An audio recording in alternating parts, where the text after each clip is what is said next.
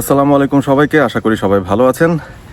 বাংলাদেশ এবং নিউজিল্যান্ডের মধ্যকার 3 ম্যাচের ওডিআই সিরিজটা শুরু হচ্ছে আজকে থেকেই এবং সকাল 11টায় ম্যাচটা হবে অনুমিতভাবে। আপনারা সবাই ইতিমধ্যে নিশ্চয়ই জেনে গেছেন। গতকাল মেহেদী হাসান মিরাজ তিনি বাংলাদেশের ক্যাপ্টেন ওয়ানডে ফরম্যাটে তার প্রেস কনফারেন্সে কিছু কথা বলেছিলেন যে বিষয়গুলো আসলে আলোচনা করা যেতে পারে এবং আমি ইমপ্রেসড হয়েছি বলা যায়।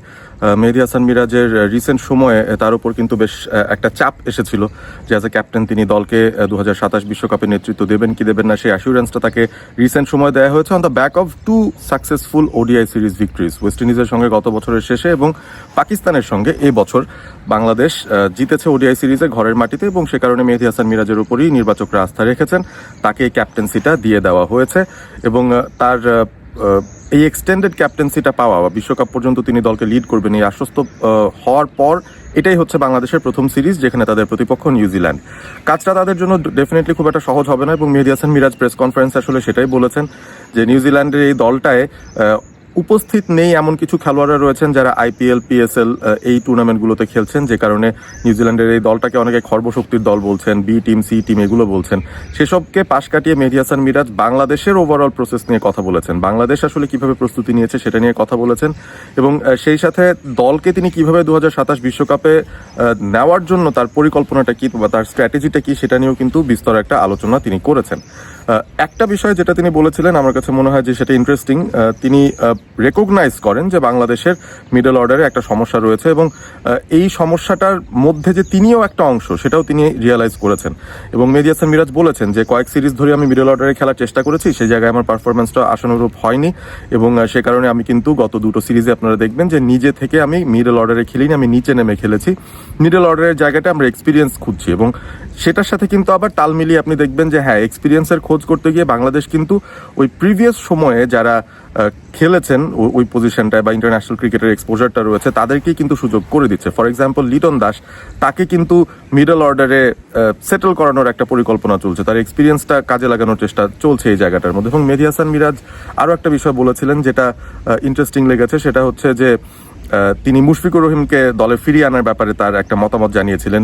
তিনি বললেন যে আমার পার্সোনাল মতামত, বাট এটা নিয়ে আসলে চিন্তা করা যেতে পারে। তিনি রিটায়ারমেন্টে গিয়েছেন, সেটাকে আমরা পুরোপুরি সম্মান জানাই, বাট পার্সোনাল ওপিনিয়নটা তিনি জানিয়েছিলেন যে এই সময়টাতেও মুশফিকুর রহিম আসলে যেই ধরনের ক্রিকেটটা খেলছেন, যে ধরনের ফিটনেসে তিনি আছেন এবং দলের যে প্রয়োজনীয়তা রয়েছে, আমরা তো আগে বহুবার দেখেছি যে রিটায়ারমেন্ট থেকেও একজন খেলোয়াড় চলে আসতে পারেন দলের প্রয়োজনে এবং তাকে যদি চাওয়া হয় সেই জায়গাটায় তিনিও যদি মনে করেন যে তিনি ফিট এনাফ আছেন এবং এই দলটা কন্ট্রিবিউট করতে পারবেন। সো আমি এই কথাটার মধ্যে খুব একটা ভুল দেখি না। হ্যাঁ, অন্য একটা পথ রয়েছে যেই জায়গা থেকে তাকালে আমাদের মনে হতে পারে যে আমরা আবারও পেছনে কেন তাকাচ্ছি, আমরা কেন রিটায়ার্ড একটা প্লেয়ারকে ডেকে আনছি। এই বিষয়গুলো নিয়ে যদি চিন্তা করা হয় তাহলেও কিন্তু এরকম বহু নজির আছে, অন্যান্য অনেক দেশের অনেক এক্সাম্পল রয়েছে যেখানে রিটায়ার্ড প্লেয়ারকে আবারও ফিরিয়ে আনা হয়েছে একটা বড় টুর্নামেন্টের আগে। চিন্তা ভাবনাটা এটাই যে এক্সপিরিয়েন্সটা তারা কাজে লাগাতে চায়, কারণ বারবারই এটাই বলি যে ওডিআই টিমটা যখন তৈরি করা হয় ফর এক্সাম্পল, সেটা তো আর একটা চলমান প্রসেস বটে, কিন্তু সেখানেও কিছু চেক পয়েন্টস থাকে, সেখানেও কিছু বিগিনিং অ্যান্ড এন্ডিং থাকে। আমাদের এই বিশ্বকাপের 2027 বিশ্বকাপের এখন কিন্তু আমরা এন্ডিং এর ফেজে যাচ্ছি, অর্থাৎ 2027 পর্যন্ত আমাদের টুর্নামেন্টে ভালো করার জন্য যা করতে হবে সেই বিষয়টাই বা শর্ট টার্ম গোলটাকেই আসলে প্রাধান্য দেওয়ার একটা বিষয় থাকবে। সো ওইটাকে চিন্তা করে কিন্তু আপনি এক্সপিরিয়েন্সকে যদি ফিরিয়ে আনতে চান, সেখানে আমি ভুল তেমন কিছু আসলে দেখি না।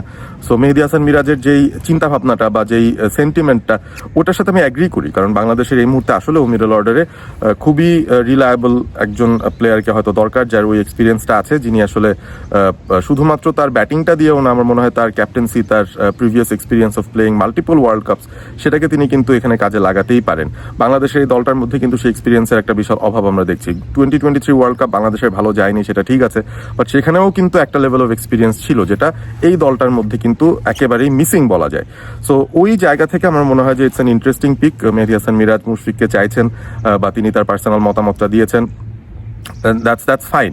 বাট এখানেও একটা বিষয় আছে যে এটা বলে তিনি কারেন্ট স্কোয়াডের খেলোয়াড়দেরকেও একটু মোটিভেট করছেন কিনা অন্যভাবে, যে কারেন্ট মিডল অর্ডারে যারা রয়েছেন তাদের জন্য কিন্তু এখনও একটা খুব ভালো সুযোগ আছে পারফর্ম করে দলে নিজেদের জায়গাটা পাকাপোক্ত করার এবং ওয়ার্ল্ড কাপের জন্য সেই প্রস্তুতিটা নেয়ার, যে না আমি কিন্তু মুশফিকুর রহিমের জায়গাটা নেয়ার জন্য প্রস্তুত আছি।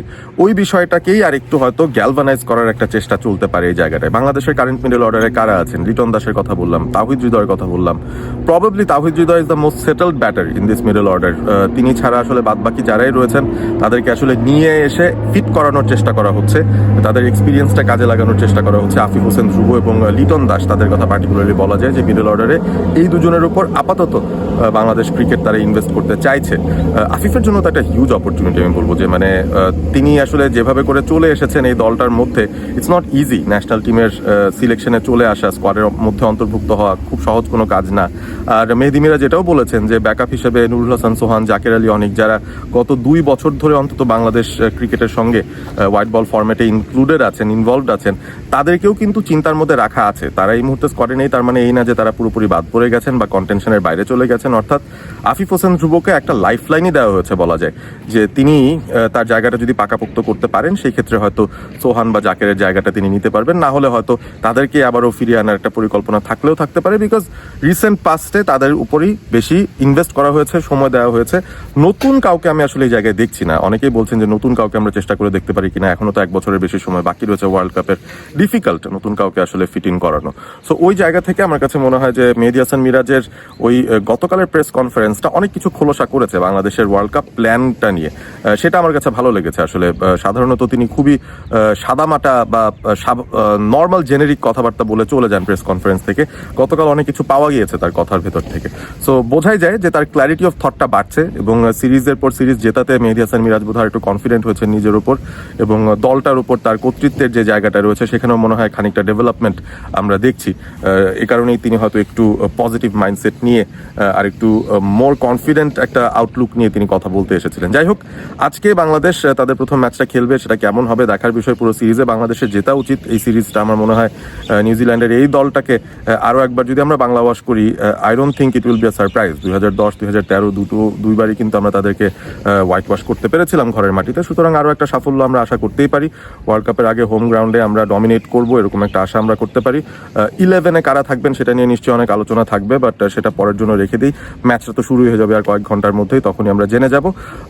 আপনাদের মতামতটা জানিয়ে দিন আসলে, যে বাংলাদেশের মিডল অর্ডারের এক্সপিরিয়েন্সের যে বিষয়টা ক্যাপ্টেন তুলে ধরেছেন বা তিনি যে মুশফিককে ফেরত আনতে চাইছেন, এই বিষয়টাকে আপনারা কতটুকু পজিটিভলি বা নেগেটিভলি নিচ্ছেন সেটা কমেন্ট করে জানিয়ে দিতে পারেন। এবং বাংলাদেশের 2027 ওয়ার্ল্ড কাপে সফল হতে হলে আসলে কি কি করণীয় ও সেটা নিয়েও আপনাদের মতামত থাকলে জানিয়ে দেবেন। আজকের ম্যাচ নিয়ে আপনাদের এক্সপেকটেশন, এই সিরিজ নিয়ে এক্সপেকটেশন, সেটাও জানিয়ে দেবেন। ভিডিওটি ভালো লেগে থাকলে বন্ধুদের সঙ্গে শেয়ার করবেন এবং সাবস্ক্রাইব করবেন অল স্পোর্ট এবিপি। ভালো থাকবেন সবাই।